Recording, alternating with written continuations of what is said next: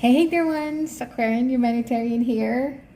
So they taught us to hope for what we want to happen or for what we want to have. But hope is actually a subtle trap because of what it implies to your subconscious mind.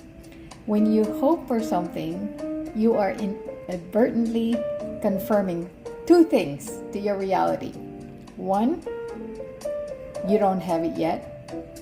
Two, it is located somewhere in the future. Hope is the frequency of longing. It keeps the object of your desire at arm's length. It lives in the maybe, which creates a gap between you and what your heart desires.